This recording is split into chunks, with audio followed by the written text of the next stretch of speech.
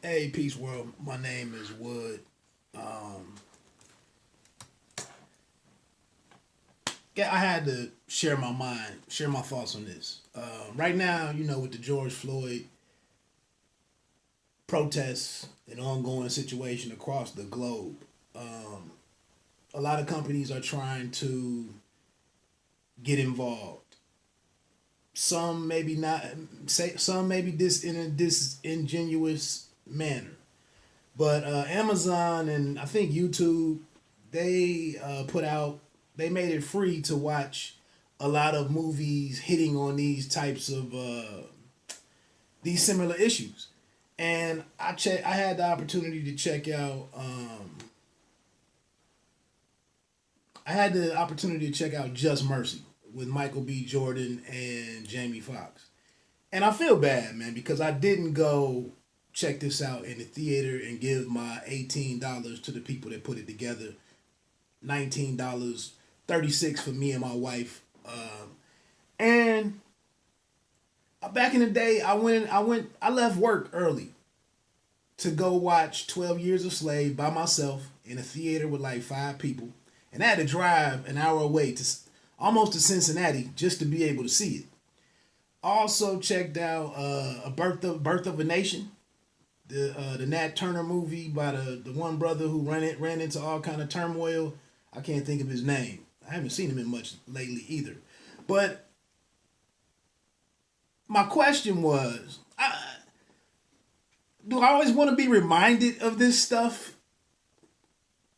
That's one thing that plays on it. But then I'm also like, why can't black creators? My question at one point in time was, why can't black creators build a world like Westeros, the Game of Thrones series? Or why can't we create our own superheroes that become as big as Superman or Batman? And then, I answer my own question as I normally do, because I'm always talking to myself. But we have too many stories like Just Mercy in us that we have to get out there before we can even get to talking about somebody flying, a black man or woman flying, or a black child, you know, shooting beams out of their eyes. Like you have these real stories. And if you watch the news, you see these stories monthly almost with some black man who was arrested in the 70s or in the 80s and is just now being released. And that's what Just Mercy is about. This cat, I want to say his first name was Walter McMillan, but they called him Jody D or something, Johnny D. It's funny with D because it happened in Alabama. It was three guys on death row with him. All three of them had one name, and then they had their government name because Ice Cube's son was in there, O'Shea Jackson Jr. The other brother that they did execute, his real name was Herbert, and they called him Herb. But Jamie's character and Shay's character, they had what other dude might have been named? O'Shea's character might have been Ray. It may have been, but anyway, neither here nor there. But we have all of these types of stories. Matter of fact, this attorney that the movie's based on is his story, Brian Stevenson from Delaware, who went to Harvard. After he got Jamie Foxx's character off, later on he came back and got Ice Cube Jr. Ice Cube's son. He got his character released years later. They had him up in there on a double homicide that he didn't do. Jamie Foxx's character was locked up, was on death row for the murder of an 18-year-old white girl that he didn't do and had no connection to. So also another thought I had was in times where one thing that really touched me in watching this movie, in times where the problems, the weapons, the opposition, where they are increasingly complex and organized and sophisticated, it seems like the most vulnerable people out here are becoming increasingly less capable of defending themselves or even knowing what they're up against. That's sad. Also, the helplessness of the people in the system, you know, these brothers were there for a different reason. They were locked up for a different reason. I told you, they just picked these individuals and stuck these cases on these men. You have Jamie Foxx's character had his own business and had a truck that the sheriff said was basically too fancy for a black man to have this truck. So here, we put this case on you and knock you down, take your life away from you, get out of here. Now they can't. Now it's not as easy to do.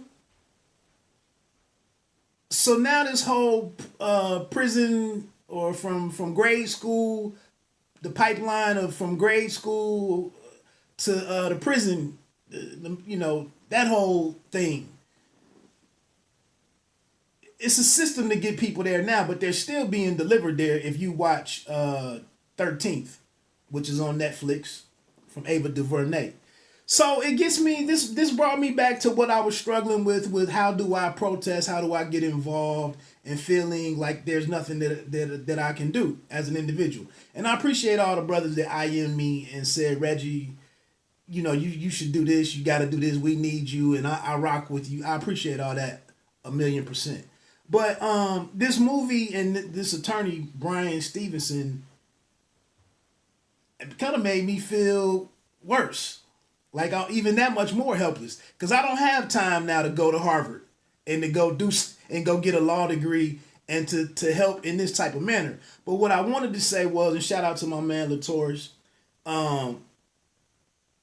we feel it's easy to look at these protests out here across the country, across the globe, and say that I don't see any benefit to that. I don't, y'all wasting y'all's time, or I don't, what does that achieve long term?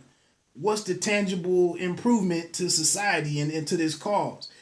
And that's why, like, I'm a fan of this Brian Stevenson guy, because I'm a believer in small groups.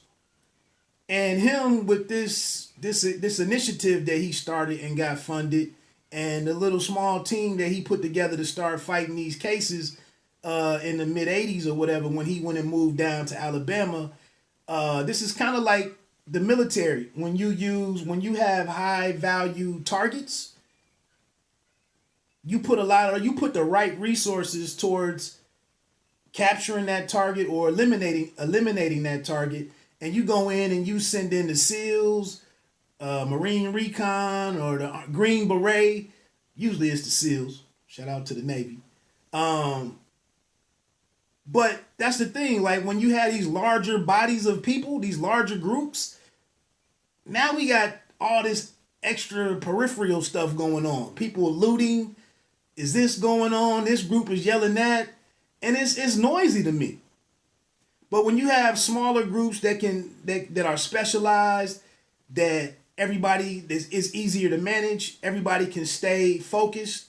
There's a leader, there's hierarchy there. There's a leader, a co-leader, and so on and so forth. There's a corpsman, the medic that's on the team, an explosive guy, somebody doing the communications. They can go out here and take these targets down. So, like I said, I just feel like, for me, and maybe this is something I should be doing while we're all quarantined, I need to figure out a way that I can, I can do big brother, little brother, or big brothers and sisters and little brother, whatever that. I could go get into something like that, and I need to do that, because like I said, this protesting, it looks good. I'm glad that it's working for somebody. My man, I can't think of his name or his screen name, but I got somebody who went and did something and felt empowered. And so, salute to everybody doing something. I'm looking for my thing. So I tried to make this a 5-minute video, and here it is, double that, but I'm out, man. Peace. Check out that Just Mercy.